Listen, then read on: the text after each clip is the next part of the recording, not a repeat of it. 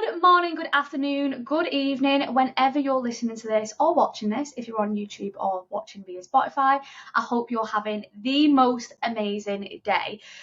So I'm filming in the afternoon at the moment, if you probably noticed the switch of lighting, because I've actually got more than half an hour. I've got about 45 minutes before I need to leave and go and take my clients to Kitty Yoga. I say take my clients if I'm driving them all in a bus, but I'm going and picking a couple up from the gym and we're going to carpool over into Manchester.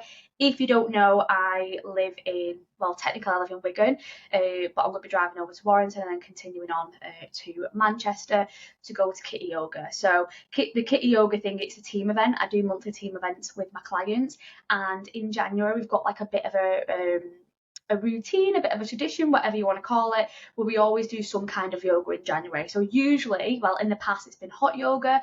This year we're doing Kitty Yoga, and I know a couple of people on the team have asked about goat yoga as well. So that might be coming next year. But we're all very, very excited. It's going to be a room full of kittens, like ragdoll kittens as well. So it's just going to be kitten heaven for people.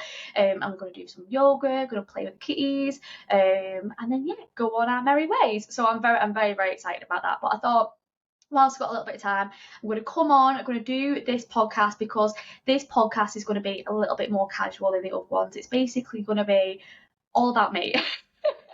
Which sounds really weird, but it's essentially what I'm going to be talking about today is my bulk, because a lot of people have had questions about my bulk. Clients tend to ask questions a lot, just out of curiosity about how I'm getting on, what I'm doing, like just out of curiosity. So I thought I would cover that today. It looks like I've got like I'm showing things to you. If you're watching, you'll see that I've got like just a jumpsuit, and it was pulled down, but it's a little bit tight. It's a little bit tight, which is a con of being on a bulk, is that none of your clothes fit you anymore, or they all end up like a little bit tight. But yeah, I thought I'd go through it today, go through a couple of commonly asked questions, how I'm approaching it, why am I doing it, like all of that jazz. Just so one, you can get to know me a little bit more, my training, what I'm doing, what one of my goals are at the moment. And if you are curious on going into a growth phase or quote unquote bulk, which is the easiest way of calling it, you'll kind of have an idea of what to expect, things that might come up, things that might change or might not change. So I will tend to go in and out of calling a bulk improvement phase and a growth phase. And this is because usually if I'm speaking to a client, if I'm speaking to an individual person, I will choose what I'm going to call it based on what I know about said client, said person. And this is because, for example, if I speak to someone who has had past issues with body image, I tend not to call it a bulk. I'll tend not to call it a growth phase. I'll tend to call it an improvement phase. And this is just so mindset wise, it'll help them around that it's not about them blowing up and getting massive and getting pudgy and things like that. It's just about them improving, because that's literally all improvement phase is. It's essentially where you come out of a deficit, you have a little bit of time in maintenance, you go into a surplus, you push up calories. Yes, you gain a little bit of body fat, of course you will, but the whole point of it is to gain muscle mass and to improve your physique, improve your performance in the gym, and if you are a competitor, to improve your overall package that you bring to stage during your next season. Which I don't currently coach competitive clients, but I am a competitive client, so that's essentially what the purpose of my growth phase is going to be about. So leading me on really nicely into the first topic that I wanted to talk about is, why am I bulking? So I am going to be competing this year, which sounds really scary to say, because I got used to being like, oh, next year, and now I'm like, it is this year. It is literally probably, I think it's 13 weeks. I think it's 13 weeks before I start prepping, which is terrifying, but also exciting at the same time, because I can't wait to see how my physique has transformed since last time that I cut, and since last time that I was in a sparkle bikini, which was many moons ago. It was 2021, but to me it feels like many moons ago. So I'm very, very excited to see how my physique has changed. So yeah, I'm competing this year. I'm competing in PCA, and I'm also going to be competing in two bros as well. I'm not going to say the dates that I'm competing just yet. I might end up slipping up and saying it. I might have I know I'll tell like people in person, I don't mind, but I'm just a little bit hesitant on it just in case it changes. Not like, oh, I'm going to drop out, because I'm not going to drop out. I know what I'm like. When I say I'm going to do something, I'm going to fucking do it. It's just because, like, let's say my coach decides, oh, we can do an earlier show, or oh, let's actually push it back a little bit and just do like a little bit of a later show. Like, fair enough, that's what we're doing. I have actually registered for both my shows, so I've paid the ticket. But again, it's one of those, like, if my coach says jump, I'm gonna jump. I'm gonna do exactly what I'm told. And that again is part of being a competitive client. You do as you're told. You do what you put your faith in your coach, and you do everything that's asked of you. I mean, you should really be doing that as a lifestyle client, but I know obviously lifestyle is very different, where you'll come up with more barriers. You're not as adept of like solving problems on your own. You may need to lead into your coach a little bit more. And yeah, so it is fairly different. But yeah, in terms of competitive client, in terms of being a competitive client, you do exactly what you were told. You do not put a toe out of line. So that's kind of like the difference between like lifestyle and competing, and the extremities of that as well, because it is an extreme sport. It is extreme. It's not healthy. Well, at the back end of prep, would you say? Yeah, like when you're like 64 weeks out, depending on what category you're in, it's not healthy. I'm doing this to challenge myself. All extreme sports are not healthy. Any sport where you're trying to compete to a professional level is not healthy, whether that's tennis, whether that's fighting, whether that's competing in the Olympics. It is not healthy. You put your body through a lot and you challenge yourself in that way, both mentally and physically. So I just want to add that as a disclaimer. So yeah, I'm going to be bulking for my competition, and even though I know that I have enough muscle mass to step on stage and do that, I've done it before, I want to improve the package, and I want to give myself the best chance of taking one of the top placings. I mean, in an ideal world, yeah, of course I want to win, but I'm not going to, like, if I don't win, I'm not going to fucking throw a fit about it. If I don't place, again, I'm not going to throw a fit about it. Obviously, I'm aiming for that. I'm aiming to place. I am aiming to win. But it is not the be all and end all. All I want to do is improve myself from last time I'm on stage, which I know I've done that anyway. But I want to challenge myself. I don't want to leave anything on the table. I want to go for it. So that's why I'm bulking, and that's why, even though I'm in a bulk, and even though I do have a little bit more flexibility, as you call it, I have still got my eye on the prize. I am still being very vigilant about a lot of things. So how long is my bulk for? So my bulk from when I finish my photo shoot prep to when I start prepping is roughly about 6 months. Now, this is the minimum time that I would recommend anyone bulk for. In an ideal world, you bulk for as long as possible, as long as you can handle it to the point where you either health is impacted or you start to physically feel very, very uncomfortable. Now, you always get uncomfortable in a bulk anyway. I'm uncomfortable with the body fat percentage that I've got at the moment. And before, like, if you're watching this and if you know me, like, if you like roll your eyes at that, being like, what? Like, you're uncomfortable with the body fat percentage that you've got? It's like, yes, because when you have been stage lean, when you've been to the percentage of leanness that competitors get to, it messes with your body image a little bit. It messes with your perception of lean, and that is something that I'm going to talk about a little bit further on into this podcast. So yeah, minimum amount that I would recommend people bulk for is 6 months. And if you have never done a bulk before, really try and push it. Now, when I am coaching someone, like club coaching a client, and it's the first time bulking, I will always set it at 6 months. And this, like, yes, obviously we'd love to do it for longer, but this is so to get people, one, used to the scale going up, used to them gaining like a little bit more body fat than what they're used to get used to gaining body fat on purpose, essentially, and just seeing their body change and to experience that bulk, essentially. I'll always put someone on a minimum of the 6 months bulk. And then, for example, if after they've gone into like a mini cut and then they go back into it again, or they go for a full cut again and they go back into it again, if they want to bulk again, I will then approach the subject of, right, okay, so you bulked 6 months before, do you want to try and push for 8 months? And again, push for that 8 months again. And then again, if I mean, health, like, I will not let a client's health get impacted.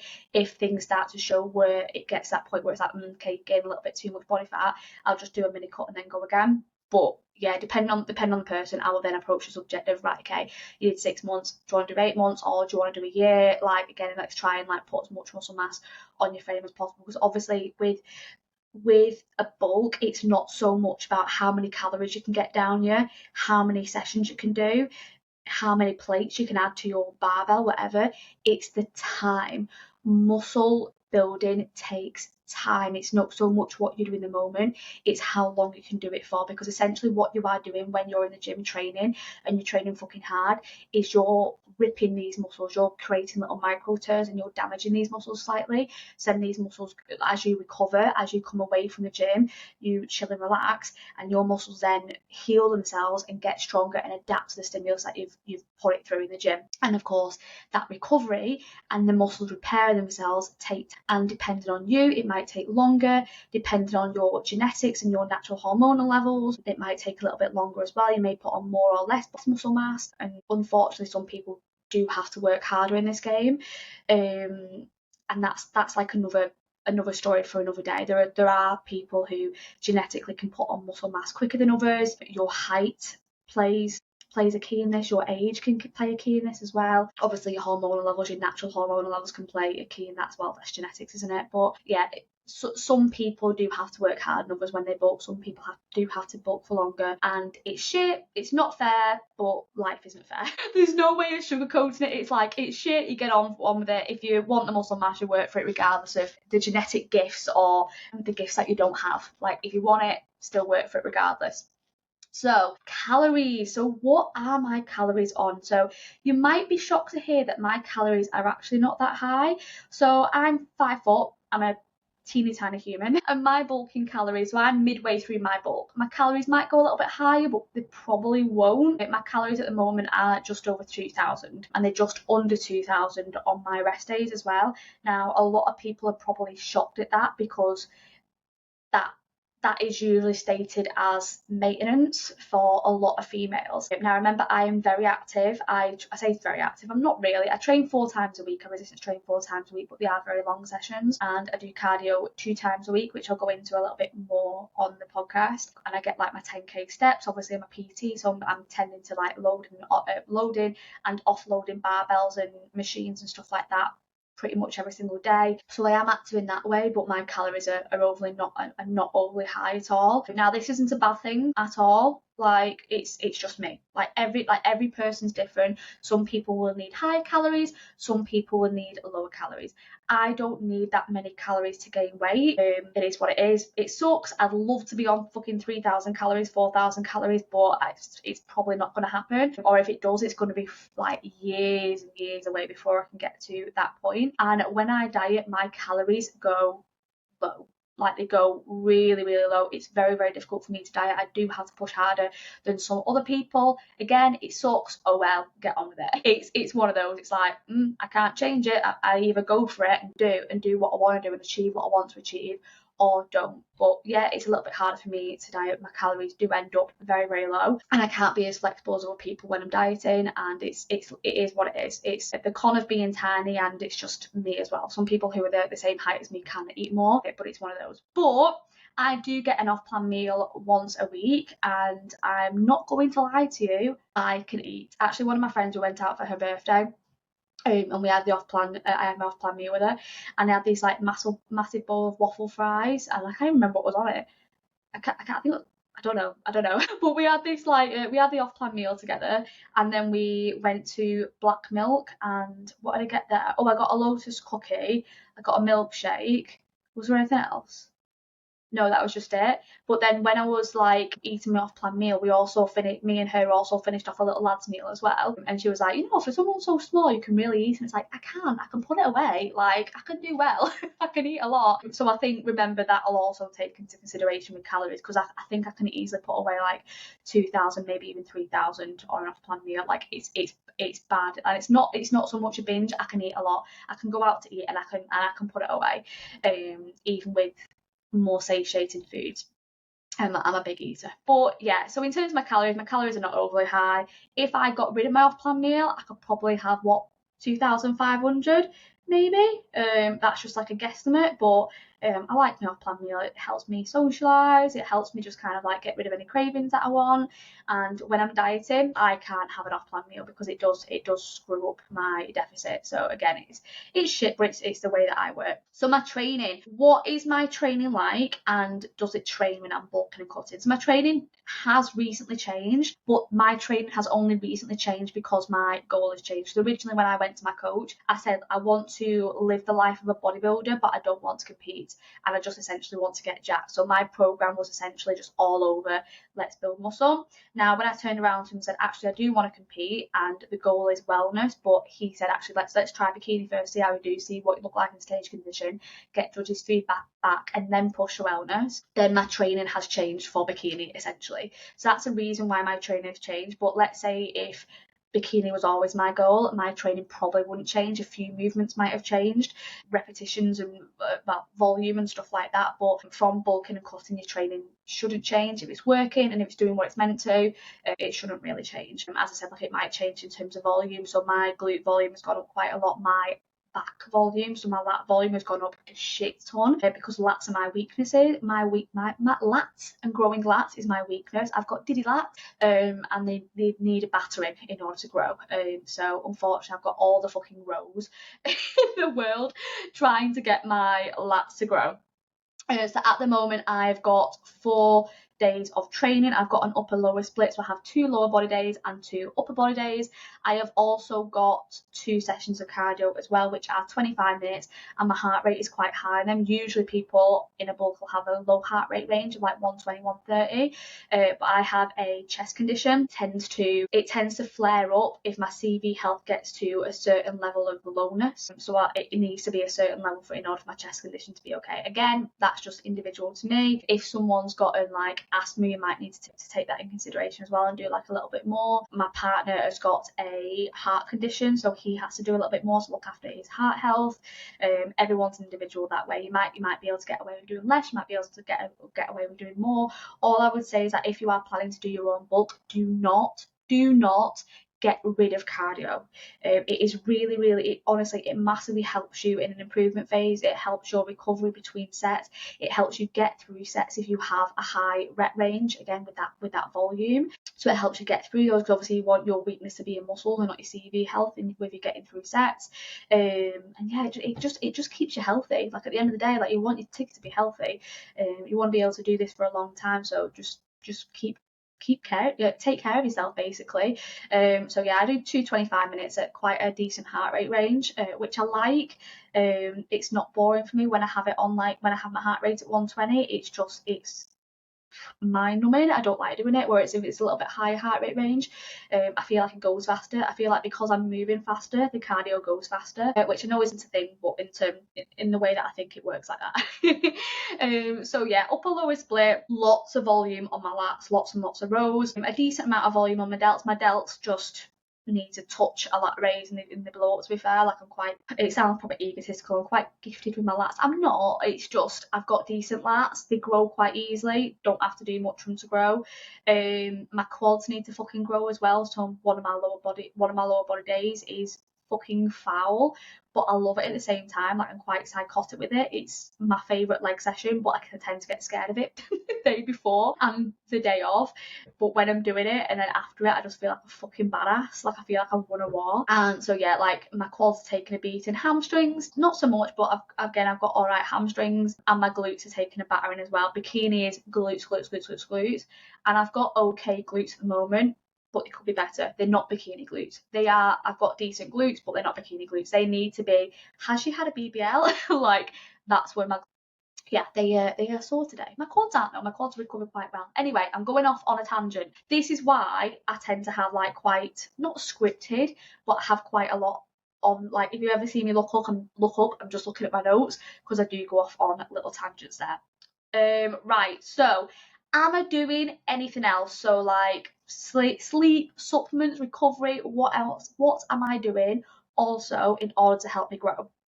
So First thing is I'm being consistent. I am not fucking missing a beat. I am eating my calories, I'm eating my protein. I could be doing better on my water. That is definitely a weakness of mine, is my water. I naturally hit 3 litres, but my water target is 4. So I do have to, like, not constantly, but like every other day, be like, Siobhan, your fucking water, get it down here. And sometimes I do miss it, because obviously I don't want to be up all night and affecting my recovery peeing, because I'm trying to get it down me later on at night. So that is one thing that I do struggle with. And it's more so when I'm in a bulk, I struggle with that. When I'm in a deficit, I don't really struggle with it, because I'll use my water to help satiate my appetite. When I'm hungry, I'll just start drinking. But when I'm in a bulk, I just tend to forget, because I'm not hungry, and because of that, I'm not drinking as much. So it is something that I struggle with in a bulk. But I'm trying to keep on top of my water. Steps, I'm making sure my steps are my 10,000 a day. That's going to help my recovery as well. It's going to help with blood flow. It's going to help with muscle soreness as well. So I'm making sure to get out and walk. Molly's still getting all of her lovely steps as well. She's sleeping over there. That's why I looked over there. Sleep. My sleep is a lot better, because I have more time from not doing as much cardio as I did in the cut. I then have that. I get that time back to be able to sleep.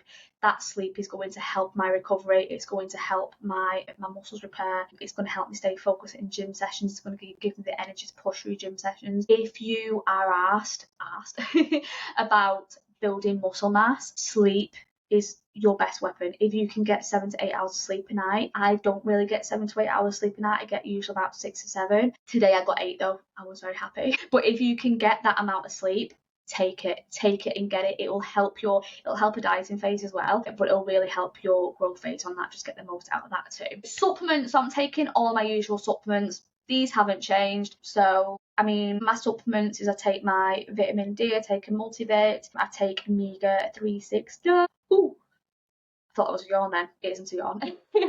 I take omega 369. What else do I take? I also take, I'm going to butcher this name now, curcumin. I think it's curcumin, but basically it's got turmeric in, and it's got like some anti-inflammatory stuff just around my joints, just to help my muscle repair. I take that away from training, and just to help my recovery as well. But at the beginning of my bulk, I was also having a pre-workout as well, just to help get me out of bed and help give me that vavavoom to all sessions. But right now I've got all the vavavoom. I don't feel like I need it. Also, it started making me feel a little bit sick now. So I'm just trying to avoid it, maybe having a bit of coffee, the odd energy drink here and there. But in terms of pre-workout, I'm not really using it that much anymore. But when I know when I start dieting, not when I start, but when I'm in balls deep in prep, I will pre-workout. Sickness or not, I'll have it. I'll take the caffeine. But other than anything else, I'm not really doing anything else. Obviously, I'm keeping on top of my recovery. I'm making sure that I'm stretching. I'm doing mobility work. I have to do quite a lot of upper body mobility anyway to help me with my posing, which is going to be key for when I'm on stage, because my thoracic spine mobility is dog shit. To be fair, it's a lot better than what it was, but it's my upper body gets really tight very easy, very quickly. So I have to work on that constantly. I have to keep on working on my hip, because I had a hip injury. Funny enough, when I competed, I got like a hip injury, so I have to keep on top of that again, just because I don't want it to get worse or to get in the way again of my posing or training, especially because I want to go into wellness as well. So I've got to keep an eye on that. And I get regular sports massages now. I think a lot of people, if you've come from my Instagram, you'll probably know that my partner is a kinetic therapist, so he does sports massage but with the metal bars and just muscle scraping. So I go to him like every couple of weeks, every 3 weeks, and he'll go over even my lower body or my upper body. It's very rare that he'll do full body anymore. I can't really handle full body anymore. So we'll just split it up into lower and upper, depending on what I need, which I know at the moment, like my posing coach said that my lats are really fucking tight, so we need to get on that next time. But yeah, like I'm lucky that my partner does that. But even before I met my partner, I would get a monthly massage, like a sports massage where they fucking beat you up, not a lovely relaxing sexy massage. I'd get a sports massage where like they beat you up and they like pull you around. It's not the nicest experience, but again, I know it does wonders for recovery. I know it does wonders for my training as well. So again, if you are thinking of going into improvement phase, or if you're dieting and you're training fucking hard, I definitely recommend getting regular sports massages just to keep on top of any niggles and to make sure that you don't get injured, basically. Another question that I tend to get asked a lot is about body image and handling body image when in a bulk. Now, I am not going to lie, it is hard. It is hard to see your body change so quickly from being very, very lean to being normal, to being normal body fat percentage. Because in your eyes, like what I was saying before, when you've been that level of lean, like thick skin lean, where you can just, your skin is nothing, there's nothing underneath your skin, to then being normal body fat percentage, you will see that normal body fat percentage as fat. Like you do, and it's really, really difficult, and it's something that I always challenge. Like I'll never leave those thoughts linger. And any of my guys who struggle with body image issues during a bulk, I'll say this to them as well, is that when they do have days where they don't feel as good, challenge those thoughts. Don't leave them there to linger. Don't push them away and try to ignore them. Fight them and combat them, because the more that you let them linger, the stronger that they are. So I always prove it wrong and be like, no, I am doing the right thing. I am building my calories up. I am getting a decent body fat percentage on so that I'm healthy, so that my periods are nice and regular, so that my health is in a good place, so that I've got energy. Like I'm full of energy. You will see. So for example, if you are listening to this in the future and I am prepping, and maybe like say that I'm 4 weeks out and I'm doing this podcast, if you come back to this, and then you'll see the difference in terms of my energy. Even with watching the video, you will see that I'm like a fucking zombie when I'm 4 weeks out compared to what I am now. So it's about looking at all the positives that being a surplus and being an improvement phase gives you. Energy, strength, you're healthy for a start. Like you're not like, logically you are not overweight, logically you are not fat. And then just again combating these thoughts and remind yourself why you are doing this, why it's important, and think like the long term, what it's going to give me. Like I know that this growth phase, I know that this bulk is going to give me a phenomenal ass. I know it is, because I'm working so hard for it. I am fighting for it.